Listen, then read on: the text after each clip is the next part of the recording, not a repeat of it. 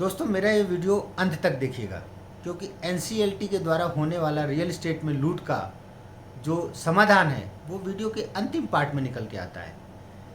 पूरा वीडियो देखिए, और अगर आपको इस वीडियो को देखने के बाद लगता है कि आपका 1 मिनट भी ज़ाया हुआ है तो मेरी तरफ से आप मेरे वीडियो देखना बंद कर दीजिएगा, लेकिन वीडियो पूरा देखना।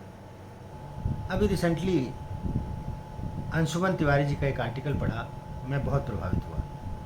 सबसे पहले तो मैं उनको बहुत बहुत धन्यवाद देना चाहता हूँ और कॉन्ग्रेचुलेट करना चाहता हूँ कि इतनी बारीकी से एनसीएलटी कानून द्वारा होने वाली ठगी, होने वाली लूट के बारे में जो उन्होंने लिखा।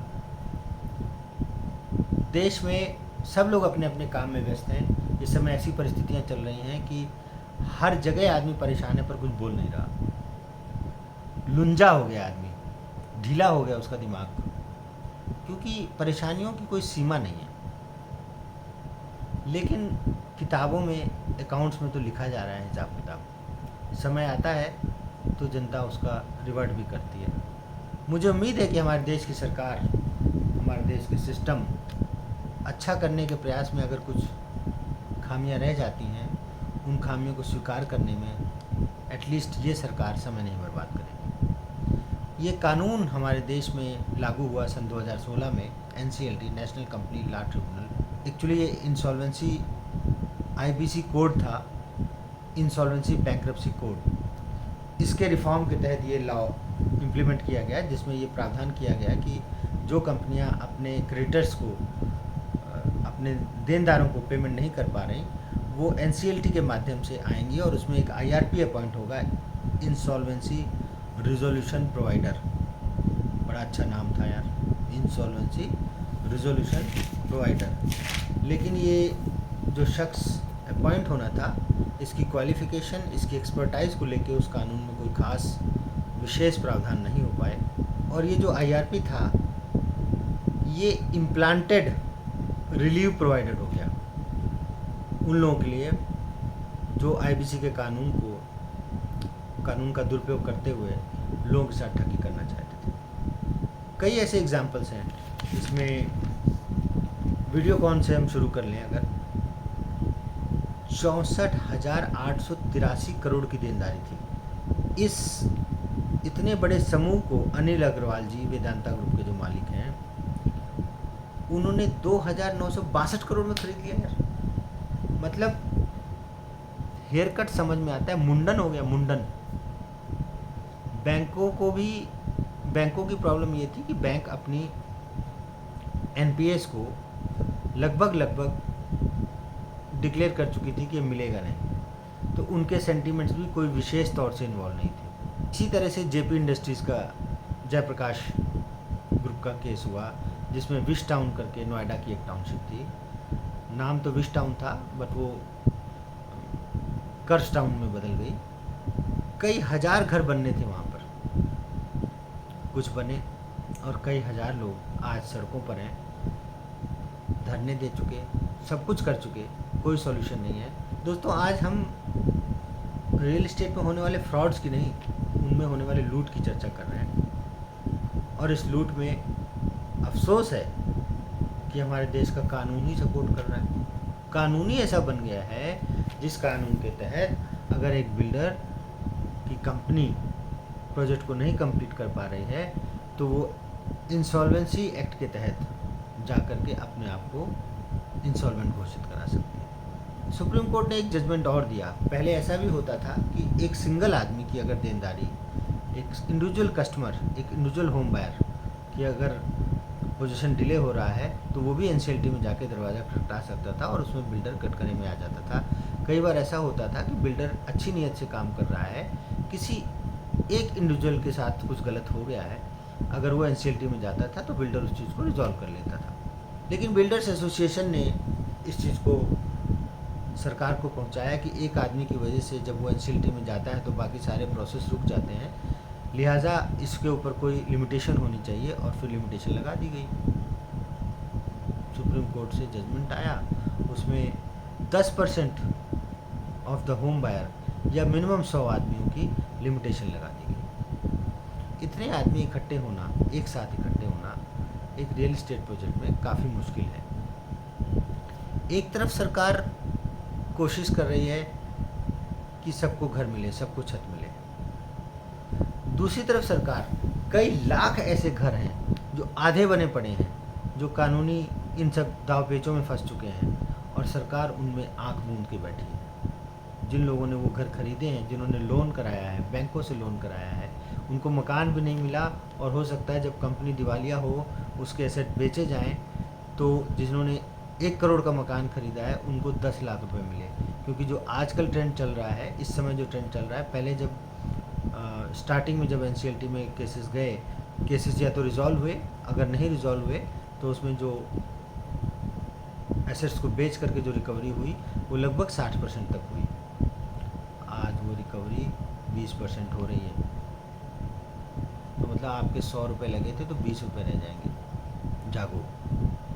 इस कानून को सुधार करने के लिए हम सब मिडिल क्लास लोग जो होम बायर्स हैं, उनको सरकार को रेगुलर सचेत करना चाहिए। जो जिस फोरम में है, जो जिस प्लेटफॉर्म पे है, उसको उस प्लेटफॉर्म से गवर्नमेंट को बताना चाहिए, क्योंकि शायद गवर्नमेंट के पास और भी बहुत काम है।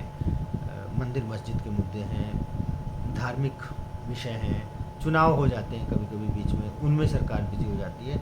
सरकार कई बार नहीं कर पाती, नहीं ध्यान दे पाती, होता है, हम समझते हैं इस चीज़ को। तो हम लोगों को सरकार को बताना पड़ेगा कि ये कानून गलत ढंग से प्रयोग हो रहा है, इसका मिसयूज़ हो रहा है, और इस मिसयूज़ में हजारों लाखों लोगों के पैसे के साथ गबन हो रहा है। जो बिल्डर्स ये काम कर रहे हैं, सभी बिल्डर ऐसे नहीं हैं, कई ऐसे लोकल बिल्डर हैं, कई, मैं आज चंडीगढ़ से ये वीडियो बना रहा हूँ, चंडीगढ़ में कई ऐसे लोकल बिल्डर हैं, उनका इंटरनेशनल लेवल पे नाम नहीं है, पर उनका क्षेत्र में नाम है। ये जो खतरनाक काम हो रहे हैं, ये बड़े बिल्डरों के द्वारा हो रहे हैं, बड़ी कंपनियों के द्वारा हो रहे हैं। तो मेरी इस वीडियो के माध्यम से सभी दर्शकों को ये अपील है कि अपने प्रोजेक्ट, जहाँ पे आप प्रॉपर्टी खरीद रहे हैं, सबसे पहला प्रिकॉशन तो ये लीजिए कि प्रोजेक्ट कंप्लीट हो या कंप्लीटिशन की कगार में हो, डूबने की कगार में नहीं।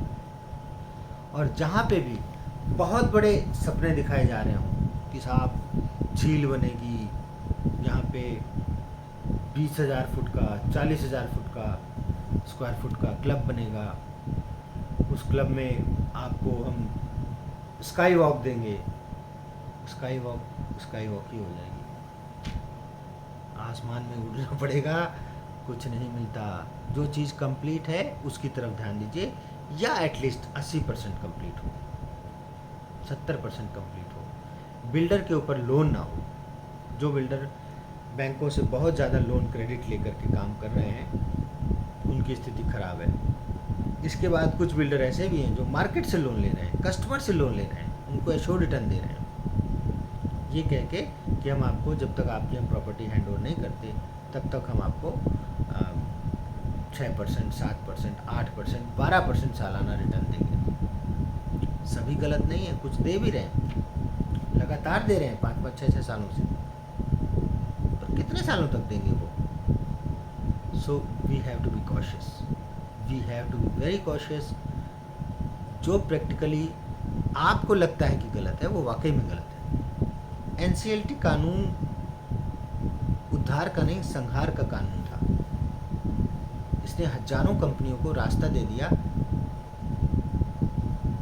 बैकडोर से निकलने का। सिर्फ 2 सुधार चाहिए इस कानून में।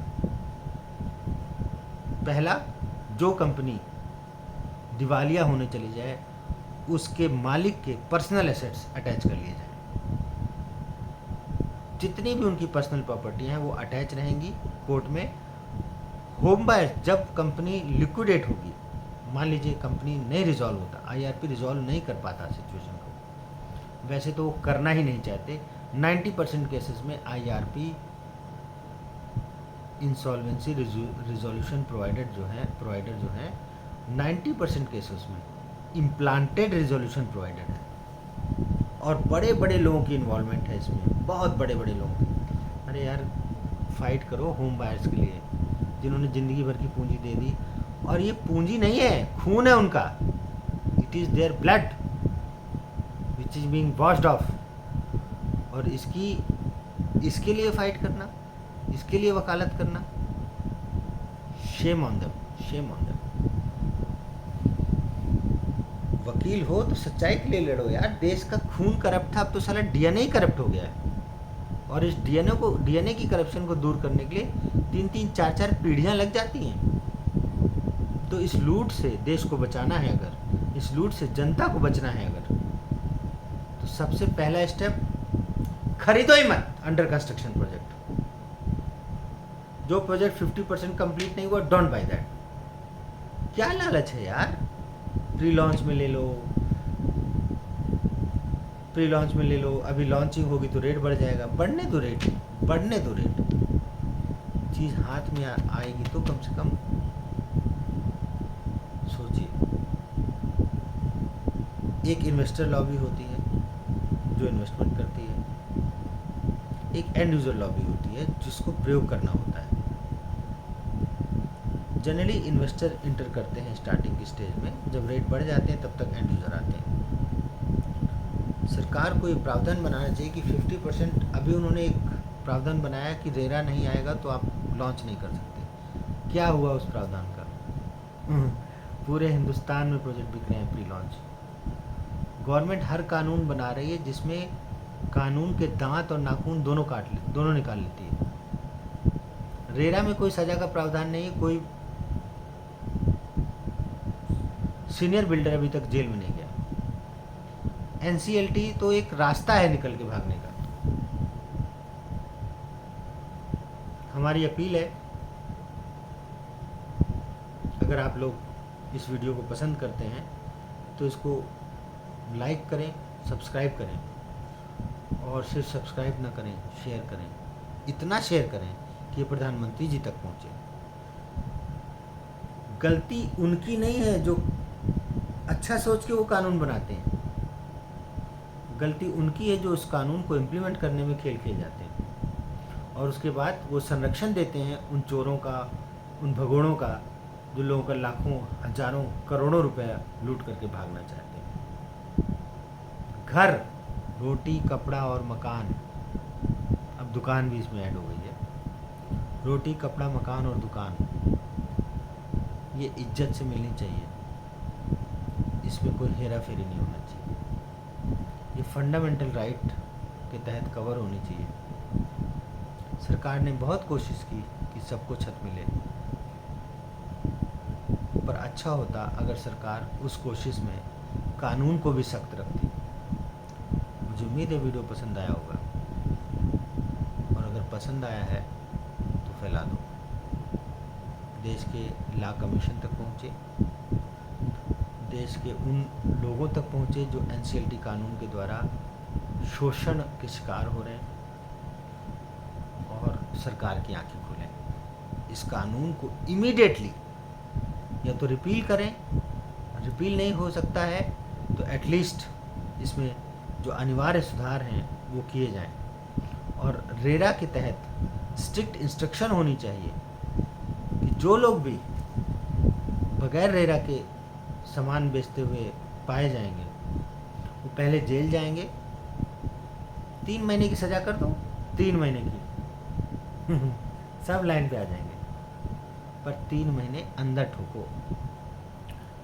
हमारी इस लोरी में चंदा मामा है बिल्डर और मुन्ना है होम बायर।